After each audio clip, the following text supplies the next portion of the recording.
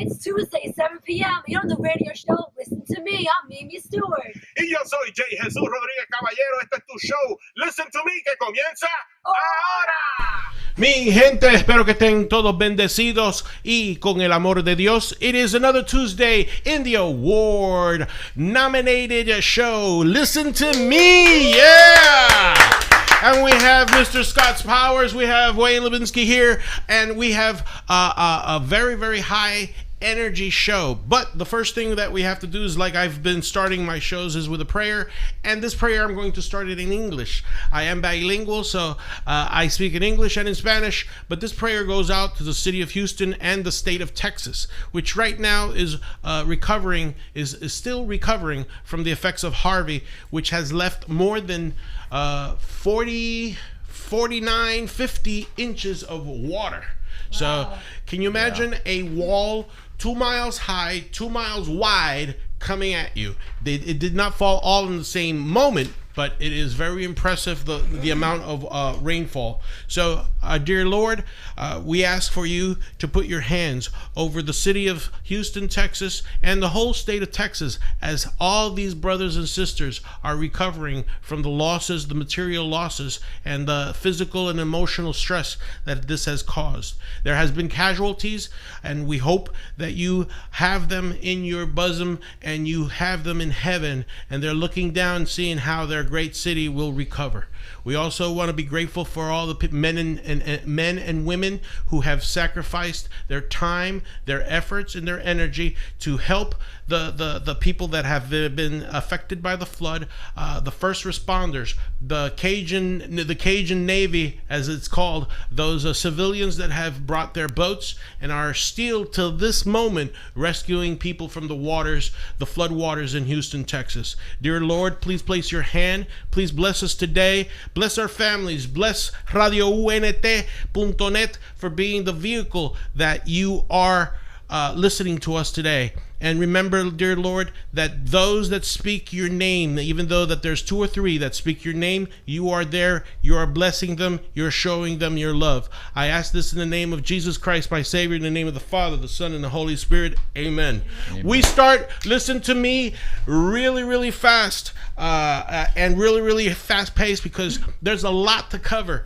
The flooding, people from Houston to cities in the coastal area have been affected. We wish them a speedy recovery to the city, because the people from Texas have one thing, that they will always look for the positive in any tragedy, and that is exemplified by a video that went viral of a guy that was catching catfish in his living room. So I don't know if you people had seen that, but that is the resiliency of the Texan people. They will find something positive to do even when in the face of tragedy, and we hope that positive attitude moves forward in the time that after the flood recedes and during the reconstruction. I'm here with Wayne Liebnitzky. He's the candidate for District 9. He's going against Darren Soto. Guys, I have no lost love. And Mr. Scott Powers, who's a very famous reporter here in the area of Orlando and in politics. He's worked in various news feeds, and we're going to be talking to him in a little while. As a matter of fact, I have one of his articles here. We're going to be quoting his articles about Darren Soto, but I have no lost love for Congressman Darren Soto. Things have to be put in black and white. Many people say that the Democratic Party is the party that is of change, that is social reform. No. Since the history, la historia del Partido Demócrata está escrito en sangre y sudor. The Democratic Party's history 100 years ago was written in blood and sweat. They are the ones who started the Ku Klux Klan. They are the ones who started marriage licenses so they could tell who can marry who. They're the ones who brought up the income tax so they could control how much you earn or see how much you earn. These are not things that I'm pulling out of my head. These are things that are factual. If you do not believe me, Google it. Búsquelo dentro de la internet. Son la gente que hicieron el Ku Klux Klan, que hicieron las leyes para registrarse para el matrimonio. El IRS, los income tax que pagamos en esta nación, los demócratas lo crearon. The Great Switch happened in 1964. El gran cambio, el gran misterio, la gran mentira, the great lie, the great switch. Todavía yo no he llegado a ese memo. That memo, I never saw it. All of a sudden they said, no, all the Democrats that were racist stopped being Democrats and they started being Republicans. Dijeron que los demócratas que eran racistas dejaron el Partido Demócrata y se fueron para el Partido Republicano. I didn't get that memo. Yo no recibí ese memo. Las verdades y las mentiras son la faceta común del Partido Demócrata de los Estados Unidos. The United States Democratic Party, the Democratic Party of the United States, is the one that is causing all this strife. I'm sorry to say it. It's my opinion. This is a show that I've always said it is an opinionated show. I am never shied away of telling me the truth and telling what is real. Nunca me escapé de decir la verdad, de decir lo que era mi opinión, pero basado en hechos. I say my opinion, but I base it in fact. If you think you have any information that is different than what I'm saying, Google it. Bring it forward. We will debate it in an honest and sincere way. Coming to that, Darren Soto, el congresista Darren Soto, como decía Donald Trump, a los negros que votaron por él, to the African American community that voted for him, because they switched. They stopped voting for Hillary and they voted for Trump. What has Darren Soto done for District 9? Sincerely, tell me the truth. Díganme la verdad. Fuera de promesas vacías, out of empty promises, what has he sincerely done for District 9 in his tenure? Has he helped the veterans? ¿Ha ayudado a los veteranos? No. As a matter of fact, he voted against it, right? He voted against it. Yes. Él votó en contra de eso. So how do you expect for me? It's not that I don't have respect for a person. A person that is a congressman deserves respect, but to me, para mí, se lo tiene que ganar. He has to earn it. And again, le digo a todos los que están en el Distrito 9, all those that are in the Congressional District 9, how better off are you with Darren Soto as your congressman? Tell me the truth. In front of me, I have a very decent businessman, un hombre decente, decent, that is willing and has a plan to move the 9th Congressional District forward. And we have to listen to him. Tenemos que escucharlo, los latinos, porque vuelvo y te digo, yo soy de Puerto Rico. I was born in Puerto Rico. I was raised in Puerto Rico. Yo soy puertorriqueño hasta la médula. Es más, un coquino se me para al lado. The little tree frog doesn't stand next to me. I'm proud to be a Puerto Rican. I'm proud to be an American. But I cannot stand and see how Darren Soto utiliza su herencia puertorriqueña, uses his Puerto Rican heritage to only corral votes, and then all of a sudden you do not see him. He does this simple town halls, but he manipulates who talks in those town halls. Si estoy diciendo una mentira, if I'm lying, come on and tell me that I'm lying. Prove to me.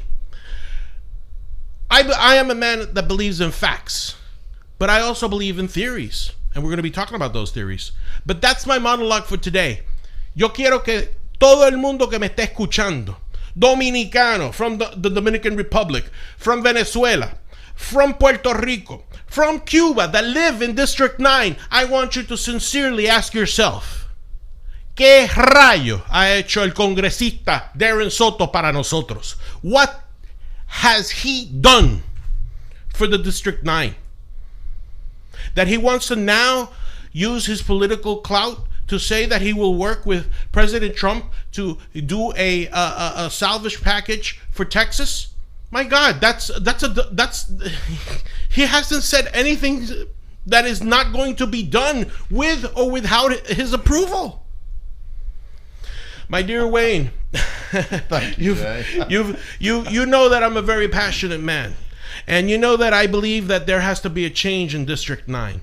Do you agree with what I'm saying? I agree, Jay, and thank you for having me on your show. You're a tough act to follow, I can tell you that. Thank you. I don't think I'm going to be as exuberant on the microphone as you were, but I have to agree with you on Mr. Soto, Congressman Soto. He has not done anything. Él no ha hecho nada. And it started basically when the president won the election and there's an inauguration, boycotting the inauguration. Now you're trying to get help for this district, and you are on the opposite party of who won the presidency, and this is how you negotiate. When I equate the business, if there's a new CEO coming into my corporation, do I insult him when he's coming to talk to us? No. Usted no puede insultar eso es como insultar el presidente de una compañía nueva. Dice, estoy citando a Wayne Liebnitzky, traduciendo, translating. Él no ha hecho nada. Esos son los comentarios ahora mismo. And Wayne, you're right. We are all Americans. That's correct. Fine. The president the candidate that Darren was backing, and not only Darren, but again, your specific focus on District 9. But we know that Stephanie Murphy came in, Val Demings came in, Darren Soto came in. But their candidate didn't win. And what did Darren Soto do? He insults the candidate that did win, and we don't get anything in District 9. Actually, I don't even think we've got anything in 10 or 7. There was a negotiated deal with the UCF, I believe, but that was coming down the pike from what I've been told. I understand. I could be wrong on that, but I do believe. But the rest of it, there's nothing that has been passed. There was a bit of a package, I think a $2 million package divided by 3 counties for the airport. In order to, my focus was the Kissimmee Airport because, as you know, we've talked about it. I'm talking on the radio show about it. The air traffic control tower doesn't pass muster, which means small planes can fly in. Big planes cannot because the planes cannot get insured. Invest some big money. That'll bring the planes in. That'll bring jobs in. Sometimes you gotta reach to look for the infrastructure and how to bring, because you're bringing all these folks in. And they're building houses, but there's no jobs. Y es como él dice, hay que tratar de establecer dentro de Kissimmee, en el condado de Osceola, que está dentro del condado del distrito 9, because parts of Osceola County are within the congressional district of District 9. Yes. Hay que aumentar la infraestructura del aeropuerto. You're right. We have to make that airport into another Sanford. So vuelos internacionales. Can you imagine the jobs? Usted puede pensar en los trabajos que se crean si hay un aeropuerto de la misma capacidad que Sanford. Can you imagine the growth? Talk Absolutely. To me. Wouldn't the growth be exponential if we have jobs that would not only building the airport, but all the infrastructure around the airport, like in Sanford, like in Orlando Airport? How many hotels would not thrive? Well, that too. Plus, you've got commerce. A lot of folks. We're not just talking about human traffic. We're talking about cargo. You know, these offshoot places, cargo, and that creates jobs. There's jobs available. Not necessarily of Orlando International because they have the massive, construction that's going on there. But if we don't have something, it could go to Lakeland, which is fine as well. It's not exactly in District 9. But what is wrong with Kissimmee? They've been trying to do it for years, from what I've been understanding. The problem is the partisan politics. We have suffered in District 9 because of that. That's why we need a business person in there, and you go by respect. You don't go up there to insult. I mean, I've got a sense of humor, and I'm going to take it with me up there, and I may have to come back to regenerate my sense of humor because I understand it's pretty poisoned up there. But I'm not an intimidated type of person, so you go up there with a focus. You're going up there for jobs. I'm not just talking party line stuff. I am talking about specific.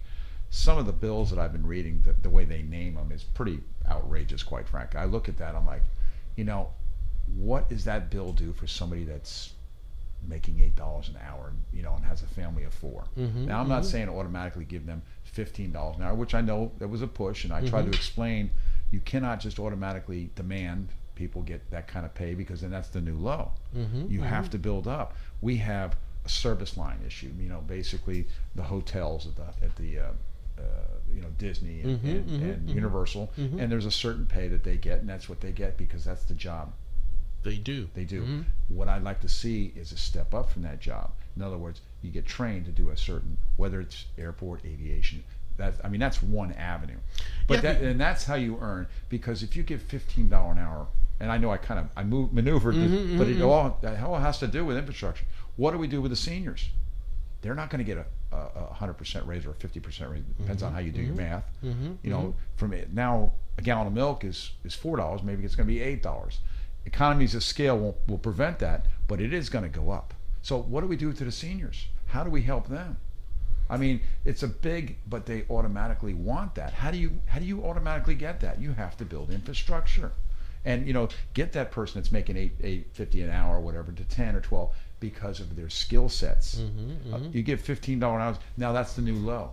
That's just my opinion. You did say it's an opinion show, but I'm a businessman, and I got to tell you, if I pay guys more money, that means I either have to raise my prices or cut back on hours.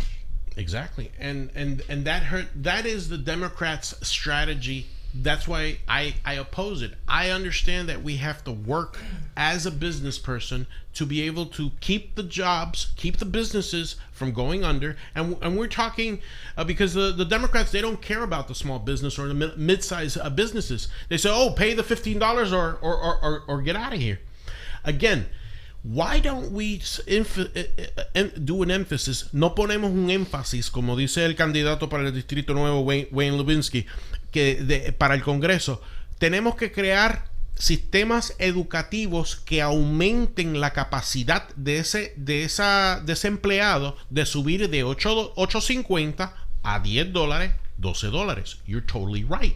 We have to not only, and the thing of it is that once we have that gears, that energy of creating the infrastructure, not only the airport, but the airport will bring hotels, the hotels will bring manufacturing, they will bring other necessities that will benefit Kissimmee greatly. Because you're right, for how many years Kissimmee has been in a downward spiral? It has been in a while, and because we're basically a tourist destination. The problem is now, if you noticed, 192, that thing died off completely when they put the Osceola Parkway through. Now, don't get me wrong, bringing the airport, bringing that online is going to create more problems. Transportation, that's a biggie. That's going to be very aggravating. But in the end, I believe if it's planned out correctly, it should work. Now, am I a highway engineer? No, but we have professionals that do that sort of thing. And we need to get resources down here from the federal level to hand off to the local level to help, providing we have good local candidates or politicians in place that know what to do with it. Correctly. Exactly. That's why we need you in District 9, because you're not afraid to roll up your sleeves. And if you have to cross over to the aisle and deal with people in the Democratic Party, you are proving that even though I'm a Republican, I am first a Floridian, I am the congressman of District 9, and I'm going to do whatever you have to do to be able to bring jobs. I'll bring back to my campaign. I'm a veteran of the Voice. When we serve, we don't care what party you're in. Un veterano con un voz. Ese es su lema del candidato Wayne Liebnitzky para el Distrito 9. Un veterano con un voz. A veteran with a voice. It's time that we have that voice in District 9. Es tiempo de que tengamos esa voz en el Distrito 9. And Wayne, I wanna welcome Scott. Scott, thank you very much for being here with me today. How you doing, brother? You've been kind of silent there for a while. Yeah, Jay, I've just been fascinated and listening. This has been terrific. Thank you. Scott, I am going to quote an article that you wrote about Debbie Wasserman. You remember the article that you wrote where there was a gentleman that was hired and then he was supposed to work. Este caballero y mi amigo Scott, él escribió este artículo donde detalla que hay three or four congressional offices that use this gentleman. Actually, there were a number of offices. Hubo un número de oficinas que utilizaron una persona que cometió acto criminale. He committed a criminal act because he was getting information that he shouldn't have been getting, right? Yeah, actually, he and his two brothers and his wife were all information technology specialists in Congress that were hired by Democrats to work in the Democratic offices. They've been doing it for years. These four have been there for 10, 12 years. What they do is sort of a central casting in Congress for the parties, and so a new congressman comes in or another congressman comes in and I need an IT guy. So, well, we've got some over here. Why don't you hire one of these guys? You put him on your payroll for 5 hours a week. He's on this payroll for 10 hours a week. He's on this payroll for 20 hours a week, whatever. So they build up that way over the years.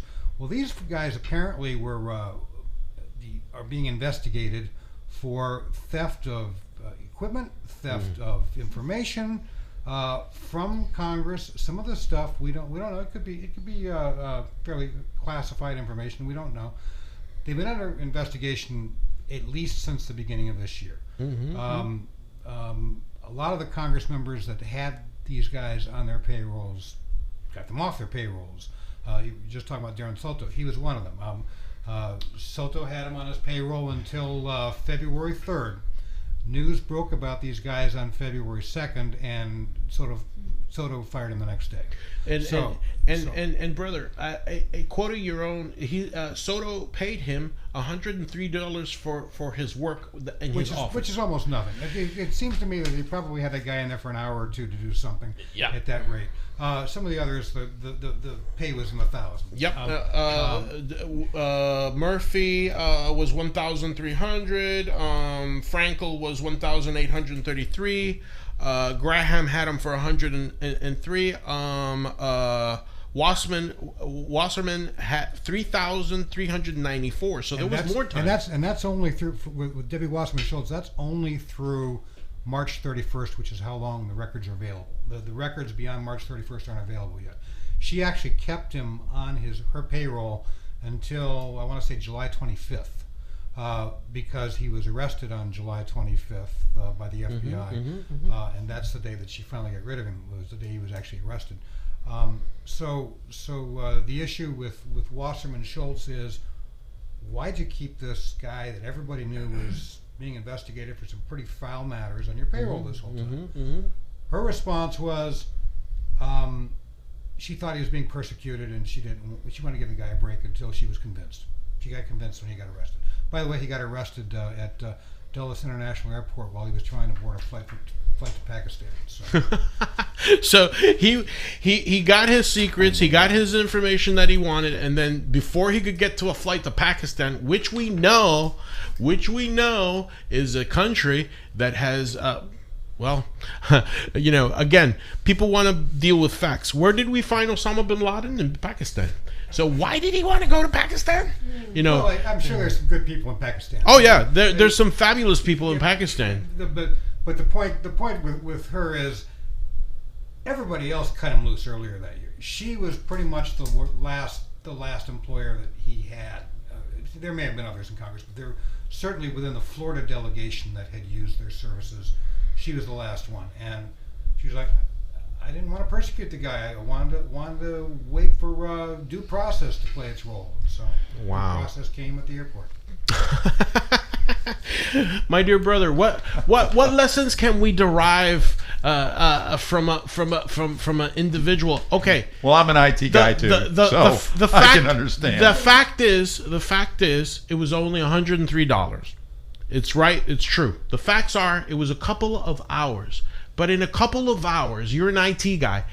Can massive amounts of information be transferred? It can be. Excuse me. I'm sorry. Yes, it can be transferred. It can be. There's a lot that can get if that was his intention. The fact that he cut him loose the following day, I applaud that. Okay. Even though I know he's my opponent, I applaud that.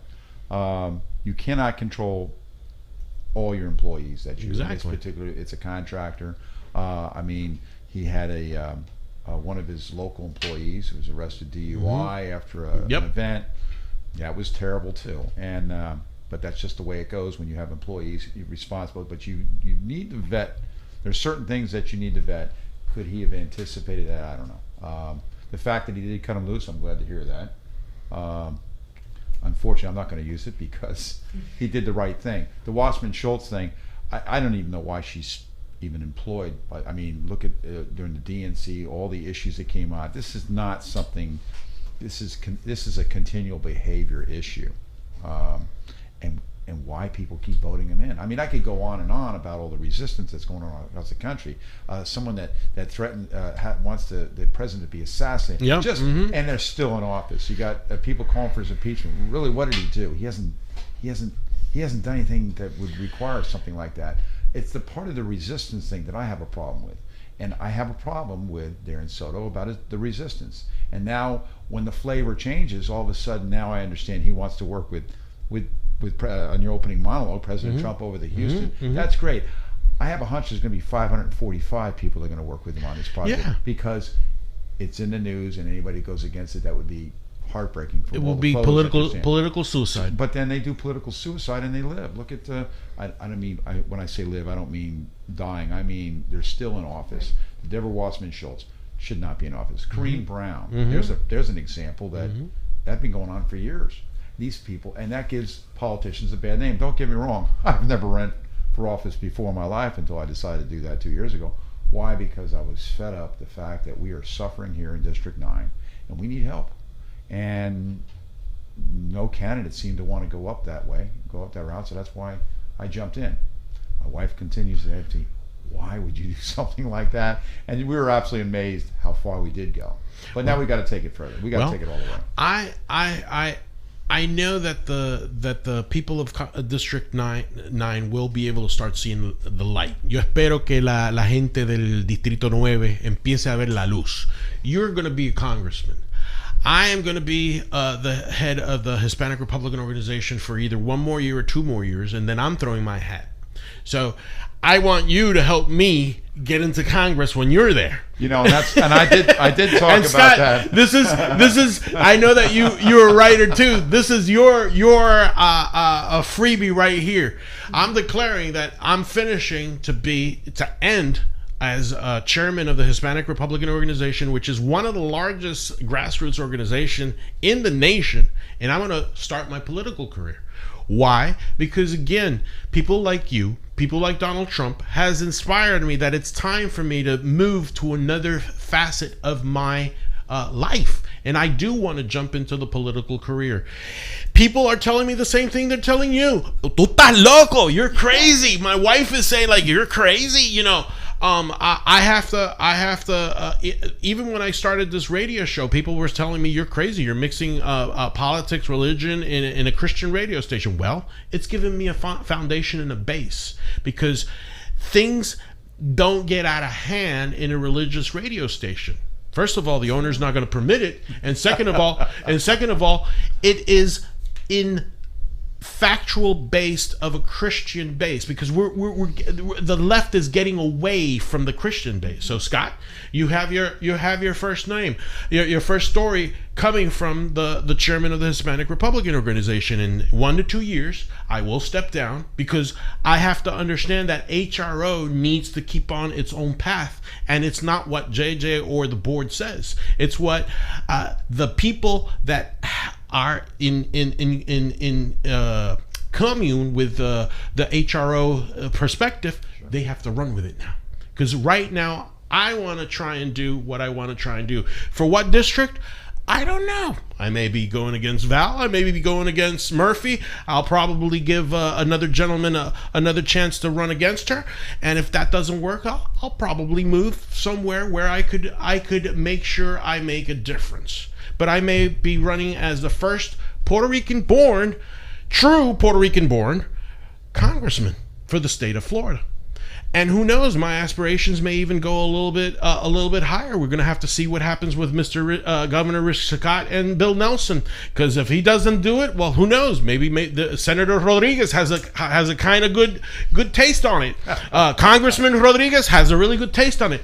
But it's not about me. It's about the district that I want to represent and I want to help. Why? Because I love Florida.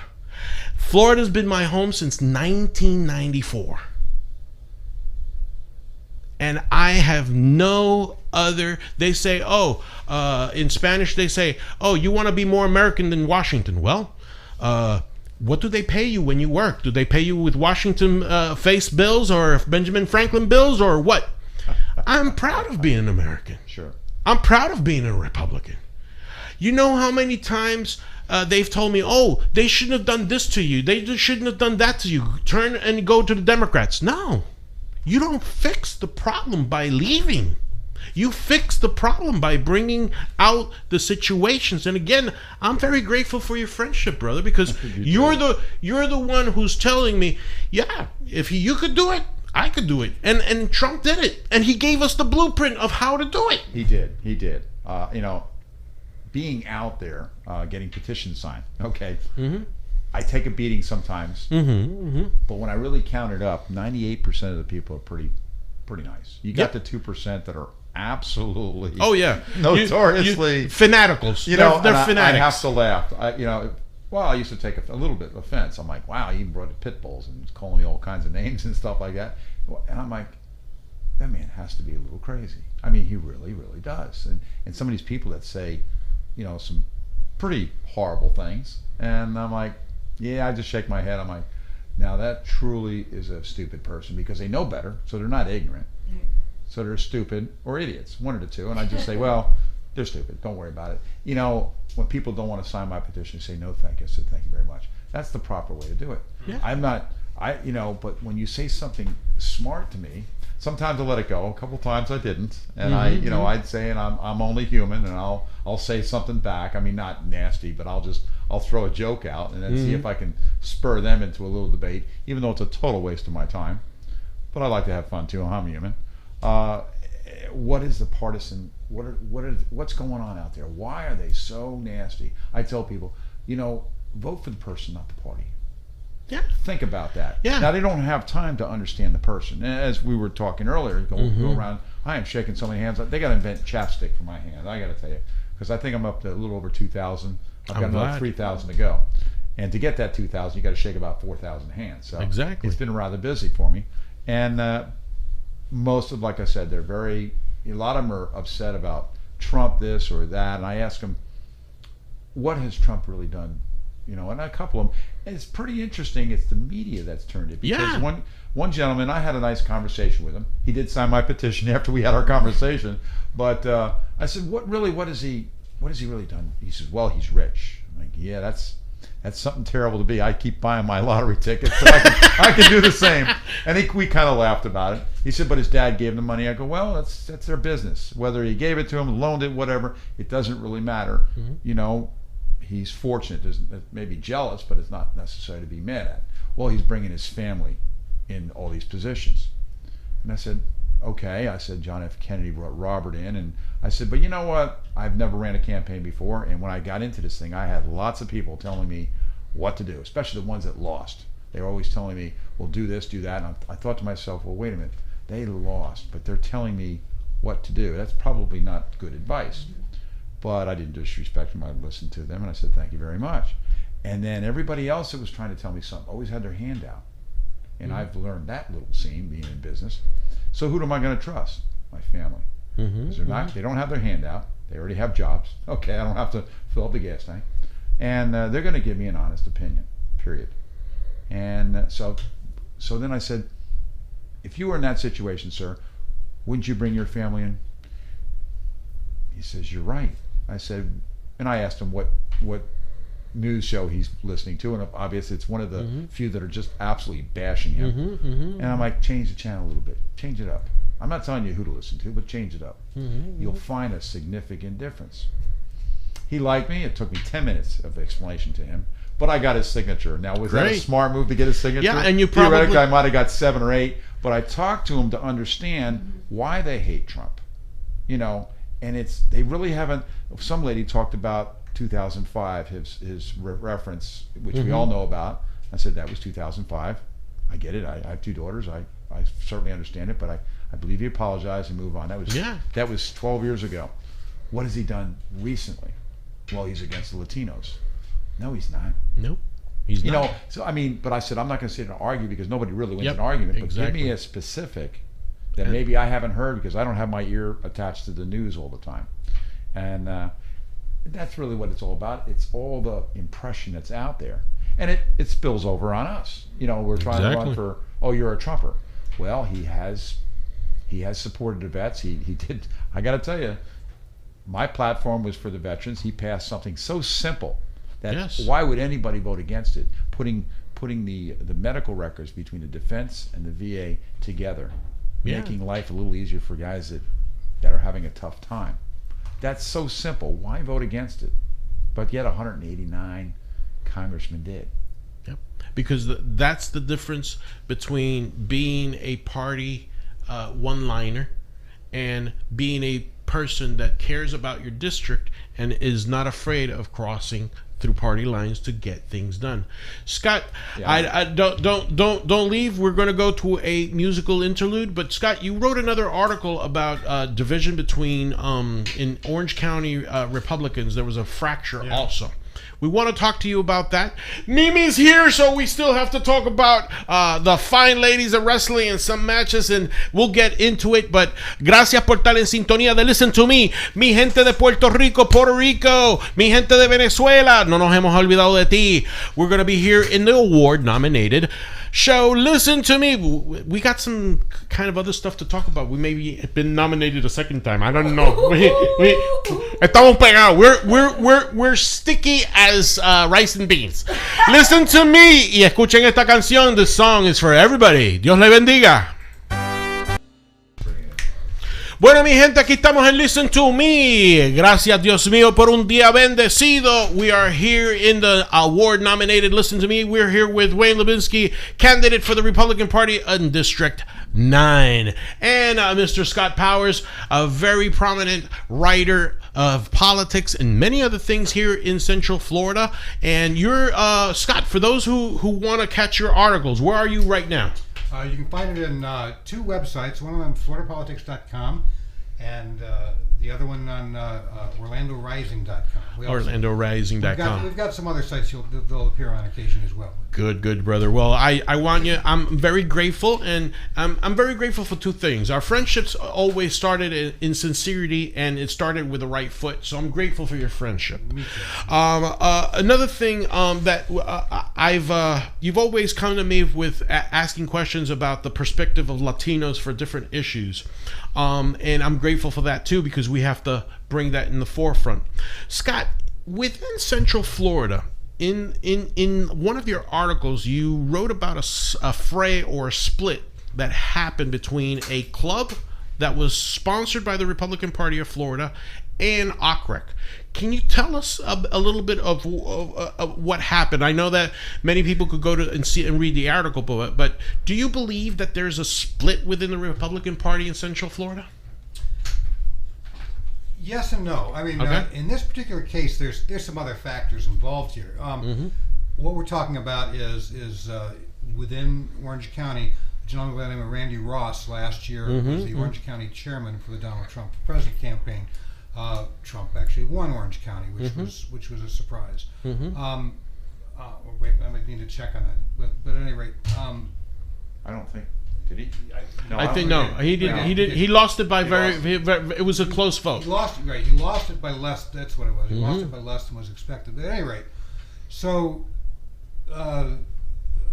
Randy Ross, after probably no chance in hell, challenge for the county leadership, founded a club called the Orange County Republicans for Trump Club. That club was chartered by the Republican Party and existed for a few months and grew somewhat. About a month ago, the Republican Party was getting reports that there were some questions about the finances of this group. They looked into the finances. They had Mr. Ross in. They talked about it a little bit and determined, according to the party, that there were some real serious financial irregularities. Nothing that would suggest that money was being stolen or anything like that. But the fact of the matter was, there wasn't the proper bookkeeping to run a lemonade stand, apparently, let alone a significant club. And consequently, there were some real questions about whether or not this was a financially appropriate way to run any significant organization. Okay. So the party says that they recommended that the club be stripped of its charter. Around the same time, Mr. Ross said that he was getting pushback from the party on a number of things, including his refusal to keep it limited only to Republicans. He was saying if Democrats or Independents wanted to join the club, he wanted to welcome them in, and the party didn't like that. So he, about the same time, said, I don't want your charter. You can take it. And this happened just about simultaneously. So whether or not the split occurred because the party didn't like how the finances were being handled, or whether it occurred because Mr. Ross didn't like the party trying to tell him what to do with the club, it split. Now, whether or not that split has wider ramifications for Republicans and others in Orange County who want to align themselves either with the county party or with the club, feeling that they are better represented by one or the other, is sort of a secondary issue on that. You're right about that. Mr. Ross is emphatic that that's the case, and that the county leaders were very uncomfortable with seeing how that was going down, and that was one of their motivations. Of course, the party leaders are saying, no, that's not the case. This was all about the financial accountability of this club.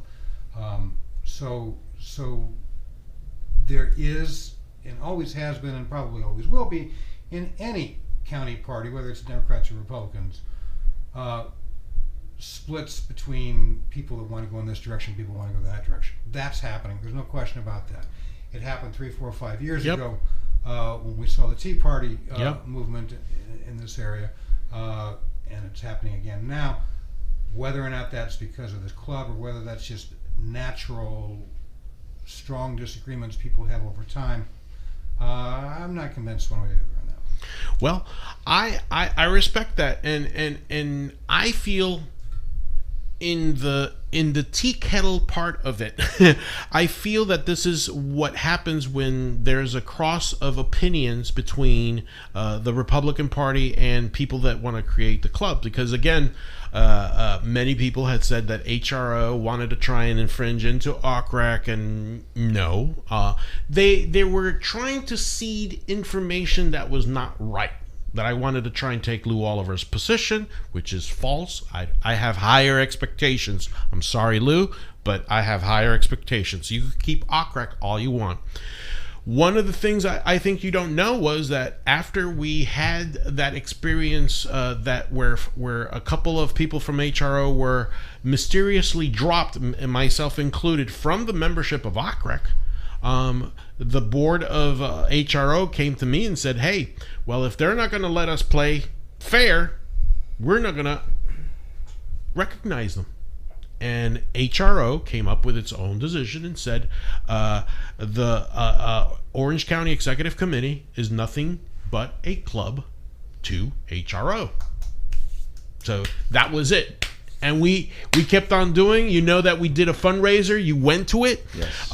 Lou Oliver had hinted that HRO was had minimal memberships. You saw a full house of almost 250 people there. So, you know, the matter of it is that when the opinion there could be opinions floating back and forth. But in the material world where we have to produce expectations for the party has to come up and say, hey, we have to get away with this bickering. That's my understanding as a Republican, as a chairman of a Republican organization. We have to try and find a common ground. Wayne, you're the common ground for District 9. Yeah, I like not to have an opinion, but of course, this is an opinionated show, sure. So I'm allowed to have one. Yeah. I've had to deal with 3 Republican parties, Polk, Orange, and Osceola.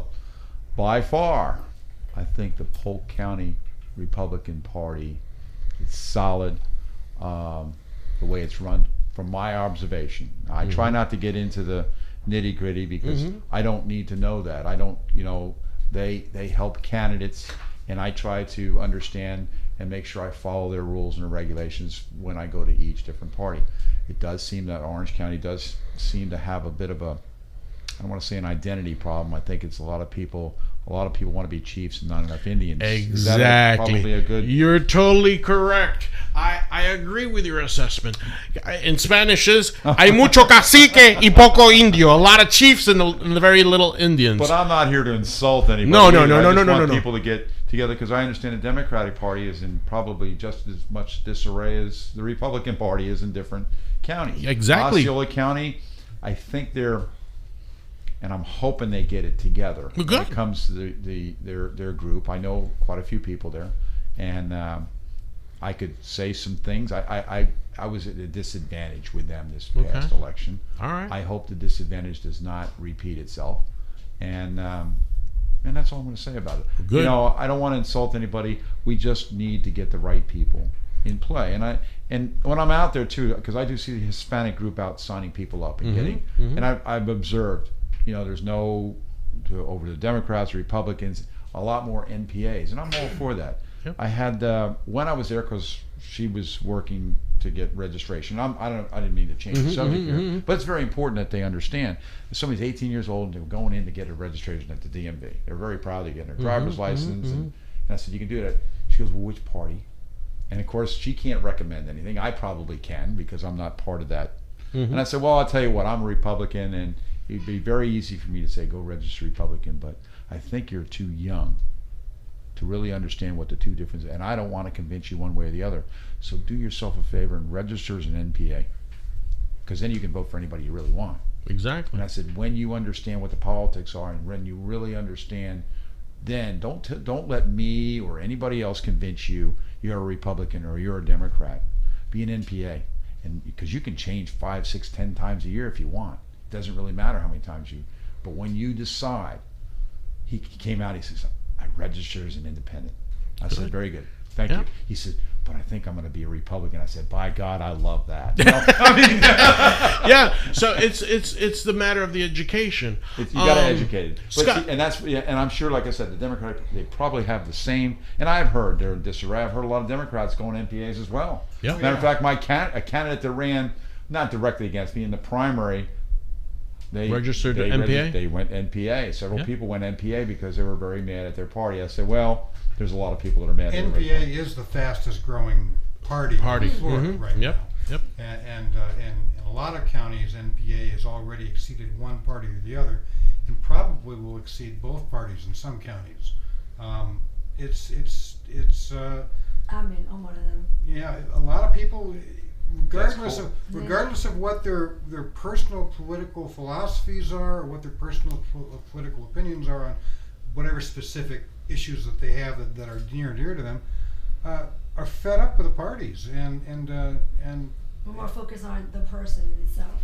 Yes. And that allows them to focus on the person themselves and vote the person, not the party, and then I have to earn your vote. Yeah. I have to go out and actually earn your vote. But then we end up doing our research on that person. But you know, anybody can do that too. Anybody can do that too. I mean, you can look up my registration. I'm not going to say it right now in the air, but my registration does exist in one party, and I will tell you that I vote a split ticket every single time I go into the booth. And by split ticket, I mean it almost works out to, I like this guy better on this class. Next level down, I like this guy better. Next one down, I'm going with this person. Next one down, I'm going with this person. And really, because I'm in a fortunate position where I get to know the candidates pretty well. I get to know the issues pretty well, and I look for sincerity. I look for sort of an independent spirit of a candidate, somebody that I'm confident can think for themselves and is consistent in doing that. I look for somebody who has humanity and compassion for the people that they'll be representing, and those cross-party lines everywhere. And in almost every election, you can say, this person of this party's got it and this one don't, or the person of this party's got it and this one don't. And you can go all the way down the line with that. Scott, I'm going to ask you off the air who you voted for. Well, Scott, thank you very much. But we got 7 minutes, and I got to give some time to my executive producer. She got some stuff to say. But anyway, first of all, guys, I don't know if you like sports, but we're teaming up with Live Pro Wrestling, and on September 1st, Friday at 7:30, the doors open. We're going to have a wrestling match. If you like the future of wrestling, it's right here in Team Vision Dojo in Narcousie Road. You could call 407-334-2200. And we're for next Tuesday we're gonna have. But Scott, I need you to come back, dude. I really do. But we're gonna have this wrestling. The doors open at 7:30. The show starts at 8. That's gonna be Friday, September 1st, September 22nd. We're gonna have, and October 13th and November 10th, December 1st. We have the whole calendar. Look it up on our YouTube page and BBN Info, Bilingual Broadcasting Network, and YouTube. And of course, every Tuesday here and Listen to Me, we're gonna be talking about Team Dojo Live Pro Wrestling. Yep. And also, you have a sponsor that we're going to be talking about also, right? We have Checkup Sports. He actually in Michigan. Cool. And they're going to be sponsoring fine ladies of wrestling. Good, so good, they're good. giving us a few of their apparels, and I can't wait. And they're watching us in Michigan. What's up? Michigan, what's up? Yeah. All right. So that's good. And we also for have the a fashion show. Yes. Rich Designs are interested in sponsoring us as well. Okay. With Listen to Me and Fine Ladies of Wrestling. So let's keep our fingers crossed. It's a Orlando Global Fashion Week coming December. Right, and yes. guess who's in the fashion show? Yes, Mimi! Yeah! All right. She's gonna. This is your first fashion show in a while. No. Actually, I've been doing it since I was 13 years old, but I stopped at 20 when I had my son. And now you're coming back. I'm coming back, and Yes! he's in the show too. All right, yeah. All right. And your son's going to be in the fashion show also. His first fashion show because he's a little actor. Okay, So, yeah. good. So he's open-minded, And I and can say she's very fashionable, even sitting here. Oh, and your son's what, 3 or 4? he's 9 years old. But I was giving you the benefit of the doubt. Thank You you. said 20, you know what I mean? Come on, you're supposed to run with it. I'll never lie about my age. That's one thing. I'm just happy to be here still. All right. And we have next Tuesday, please be in tune of Listen to Me, because we have some very exciting news. We may be nominated for the Sacro Imperio Awards for Best Radio Show of the Year. So this is our second nomination in less than 10 months of this show being live. So we're very, very fortunate. We are going to get a certification of our nominations for the next show. So hopefully that is good. So thank you, Lord. Thank you, God. Please. Gracias, mi gente. This is to tell you the truth. We were nominated for the Paoli Awards, which is a Spanish award show. It's like the Puerto Rican version of the Emmys. And the Sacro Imperio Awards is more based on the community, the work that's been done to the community, and how we've been doing. So our work that we've been talking about Venezuela, what's happening in Venezuela, Community relations, politics. Yes, I'm an opinionated man, but yes, because we've been talking about politics. So Wayne, thank you for making my show and Mimi's and my show really great. Is there any last parting words that you would like to say before we close out? You know, we're putting out the petitions. That's my main concern right now, is get it signed. Obviously, fundraising is something I'm weak in, but I always believe, turn your weakness into your strength. So exactly, that's what I've got to work on. And off the air, you and I will talk about that, so we could help you in doing some fundraising. We're going to help you with Osceola. We're going to help you with parts of Orange County that need work. We do have a gun. We don't call it a raffle. We call it donations. An AR-15 with a double trigger. Okay. That's going on right now. You can go on the website and you can order through that. All right. But be that as it may, that's it. I'm glad to see Scott come on. All right. But what's the website? WayneForCongress.com. Okay, vayan a WayneForCongress.com para que ayuden al próximo congresista por el Distrito Nuevo, Wayne Liebnitzky, que lo vamos a poner en el Congreso y vamos a sacar ese tipo. All right. Thank you, Scott, folks. thank you so much for being on our show. You want to say some last words, please? Just remind everybody to pray for Texas and Yep. and remember that what they're going through is not going to be solved next week. These poor people are going to be facing a long struggle to recover from this, and whatever you can do for them over the next few months, Amen. over the next year even, is going to be needed to bring that city back. We all remember how long it took New Orleans to come back. Yep. Houston's facing the same thing. And my dear brother, please, for our listeners, again, listening worldwide, you have a web page also that could be seen worldwide. What are those web pages again? FloridaPolitics.com or Orlando-rising.com. Thank you so much. Thank you so much, Scott. All right, Mimi, we're back to the end of another great show. Yeah. This is the reason, esta es la razón porque nosotros estamos siendo nominados fuimos nominados por los Paoli, vamos a estar nominados por los Sacro Imperio Awards con la Princesa Farandulera, vamos a tener más información sobre eso. I am very grateful for your participation, my brothers. Thank you so much for your friendship. Thank you so much for being a part of Listen to Me, the nominated show. Listen to me, que Dios me lo bendiga. Hasta el martes que viene.